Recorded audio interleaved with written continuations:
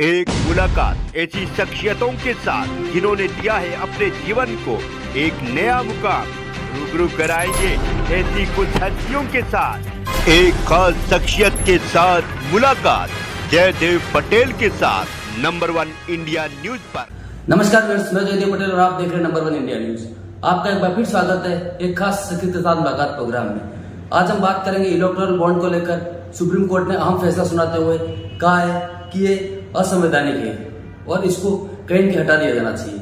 आखिर supreme court का फैसला 2024 लोकसभा चुनाव से पहले कितना अहम है और इसके पीछे क्या कुछ वजह है और क्या इससे जो एक गुप्त तरीके से जो फंडिंग की जा रही है क्या उस पर रोक लग जाएगी? इन्हीं तमाम मुद्दों पर बात करने के लिए हमारे साथ खास सामान है सुप्रीम कोर्ट बार एसोसिएशन के अध्यक्ष आदिश अग्रवाल। आदिश जी, आपका बहुत स्वागत है आज हमारे प्रोग्राम में।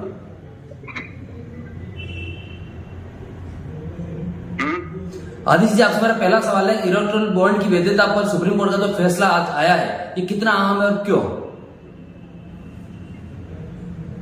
देखिए, सुप्रीम कोर्ट का जजमेंट आने से अलग अलग आदमियों की सोच होती है और जजों के ऊपर भी एक उनकी विचारधारा, जैसे हमारे वकीलों की विचारधारा होती है, आम इंसान की विचारधारा होती है, इसी तरीके से अलग अलग जज की अपनी अलग विचारधारा। सरकार में जो आदमी बैठे हैं उनकी अलग हो सकती है और जब वही कोई इम्प्लीमेंट करते हैं तो उनकी विचारधारा अलग होती है और जब वो एसेस करते हैं उस चीज को तो उनकी विचारधारा और दूसरे आदमी की उसी बात के बारे में अलग विचारधारा होती है। 5 जजेज होते हैं, उनमें से दो एक अलग अलग तरीके से अपना जजमेंट लिखते हैं। अब ये जजमेंट अल्टीमेटली आया है क्योंकि ये सुप्रीम कोर्ट का जजमेंट है, कॉन्स्टिट्यूशनल बेंच का जजमेंट है, इसलिए सरकार के पास भी और कोई ऑल्टरनेटिव नहीं है। जो सरकार पहले उस चीज को सही समझती थी, अब सरकार को सुप्रीम कोर्ट का जजमेंट मानना पड़ेगा और इन्हीं डायरेक्शन में जो हमारे बैंक्स हैं, हमारा आरबीआई है, स्टेट बैंक ऑफ इंडिया है, इलेक्शन कमीशन है, पॉलिटिकल पार्टीज हैं, उनको भी इस जजमेंट के हिसाब से काम करना पड़ेगा। जी आदिश जी, 2024 लोकसभा चुनाव से ठीक पहले इस तरीके का जजमेंट आना, इस पर क्या कहेंगे आप? ये देखिए, ये नॉर्मल चीज है। ये तो एक प्रोसेस ये नहीं है कि 2024 के पार्लियामेंट इलेक्शन के पहले आया है, इससे कोई असर पड़ेगा, मैं उस चीज को नहीं मानता हूँ।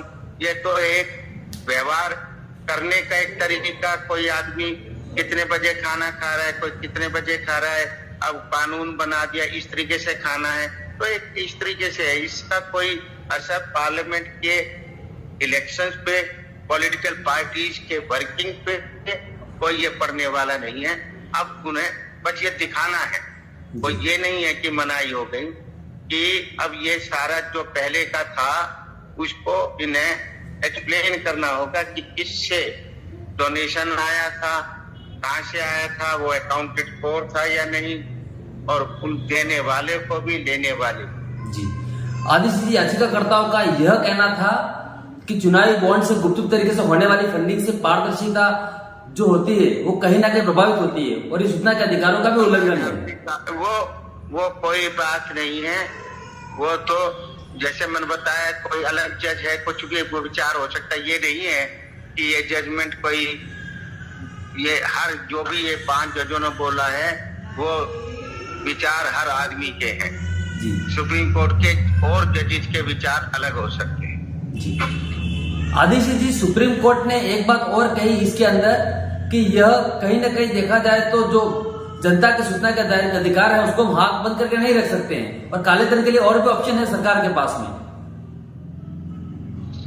ये बोलना काले धन और ये कोई स्पेसिफिक, उसको हम कानून में कुछ नहीं बोल सकते, जज भी नहीं बोल सकते काला धन कोई स्पेसिफिक। भाई हर एक जो भी पैसा होता है वो अकाउंटेड फॉर करना पड़ता है, वो हरेक करता है।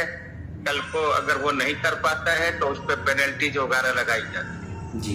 आदिश जी, एसबीआई जो बॉन्ड बेच चुके हैं और केस नहीं हुए हैं उस पर क्या असर होगा इस सुप्रीम कोर्ट के फैसले के बाद? वो तो कंटिन्यू रहेंगे, वो जो आगे नहीं होगा, वो जो है पहले वाले वो कंटिन्यू रहेंगे। उनके जब ड्यू होगा वो बेच सकेंगे, उसमें कोई नहीं, बस केवल पब्लिक में आरबीआई को एक्सप्लेन करना होगा, उनको नोटिफाई करना होगा, वेबसाइट पे लगाना होगा। परंतु ये नहीं है कि वो बॉन्ड बेकार हो गए, बॉन्ड वे एग्जिस्ट रहेंगे, उसकी पेमेंट होंगी जब उनका ड्यू होगा। आदित्य जी, आपसे मेरा एक आखिरी सवाल है कि चुनावी बॉन्ड, इलेक्ट्रल बॉन्ड जो है उसको कहीं ना कहीं अब हटा दिया गया है। ऐसे में जो फंडिंग देने वाले जो बिजनेसमैन थे या फिर और जो लोग थे, क्या इसमें भी अब कमी आएगी? हाँ, जब एक्सप्लेन करना पड़ेगा, दिखाना पड़ेगा, तो ज्यादातर आदमी कि भाई पता नहीं चलेगा, जो हमारे पास पैसा है वो दे दिया, अब जरा सा उतना पैसा नहीं आएगा जितना बिना इस ऑर्डर के आता। ये बात सही है जी। आदित्य जी, आपने हमारे समय निकाला, उसके लिए आपका बहुत बहुत धन्यवाद। थैंक यू भैया, नमस्कार।